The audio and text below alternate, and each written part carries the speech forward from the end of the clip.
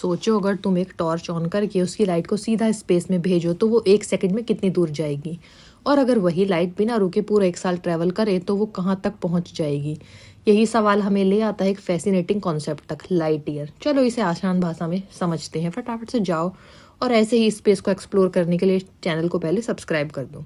सबसे पहले confusion clear करते हैं। लाइट ईयर टाइम नहीं, डिस्टेंस होता है। नाम सुन के लगता है कि ये टाइम मेजर करता होगा जैसे ईयर, लेकिन एक्चुअली ये बताता है कि लाइट 1 साल में कितनी दूर ट्रेवल करती है।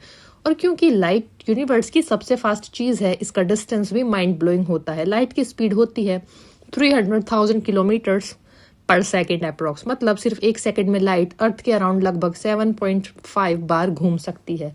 दिल्ली से मुंबई जाने का डिस्टेंस 1 ब्लिंक में कवर कर लेती है। अब इमेजिन करो ये स्पीड 1 सेकेंड नहीं, 1 मिनट नहीं, पूरा 1 साल तक कंटिन्यू रहे।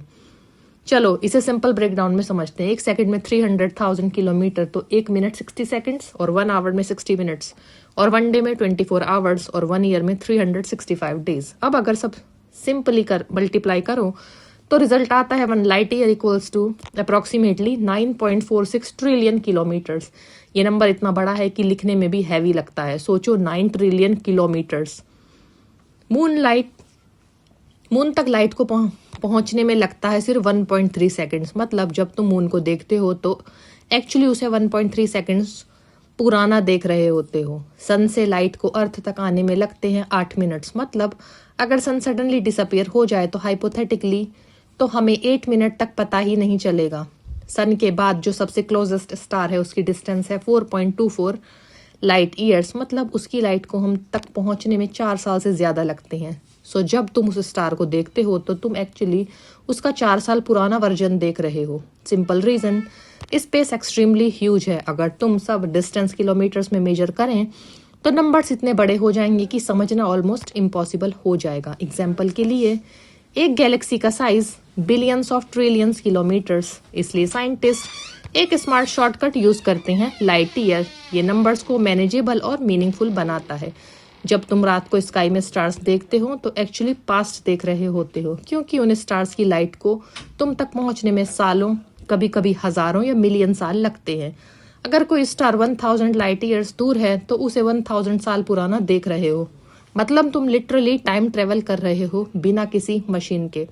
चलो एक इमेजिनेशन गेम खेलते हैं। अगर ह्यूमंस लाइट की स्पीड से ट्रेवल कर सकें, मून 1.3 सेकेंड्स, सन 8 मिनट्स और नियरेस्ट स्टार 4.24 ईयर्स।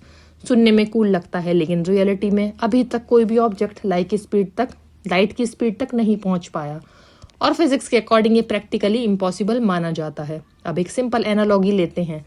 सोचो तुम कार चला रहे हो, स्पीड 100 किलोमीटर पर आवर, बिना रुके ड्राइव करते रहो, तब भी 1 लाइट ईयर कवर करने में तुम्हें 1 करोड़ साल से भी ज्यादा टाइम लग जाएगा। अब समझ में आ गया ना कि ये डिस्टेंस कितना इनसेन है। लाइट ईयर सिर्फ एक यूनिट नहीं है, ये हमें हेल्प करता है समझने में प्लैनेट्स के बीच का डिस्टेंस, स्टार्स के बीच का गैप, और गैलेक्सीज के साइज।